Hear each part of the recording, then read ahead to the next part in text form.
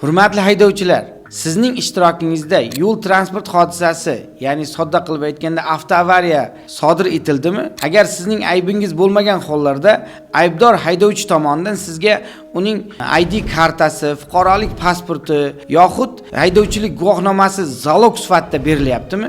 Hech qachon uni olib qolmang. Siz oddiy avtoavariyani, ya'ni yo'l transport hodisasini rasmiylashtirishdan chekinib, aybsizligingizdan aybdorga aylanib qolish ehtimolingiz juda katta. Nega deysizmi? Chunki fuqarolik pasporti, ID karta yoki haydovchilik guvohnomasini zalogga olish O'zbekiston Respublikasi Jinoyat kodeksi 227-moddasi 2-qismi A bandi bilan javobgarlikka sabab bo'ladi. Bunda javobgarlik qancha darajada deydigan bo'lsangiz, sizga nisbatan yengil ayblov bo'lgan taqdirda eng kam oylik haqi, ya'ni bazaviy hisoblash miqdorining 50 baravaridan 100 baravargacha, ya'ni 20 million 600 ming so'mdan 41 million 200 ming so'mgacha jarimaga tortilasiz. Og'irlashtirilgan hollarda esa 3 yilgacha ozodlikdan mahrum qilish, endi soddaroq tilda aytadigan bo'lsak 3 yilgacha qamalishingiz mumkin.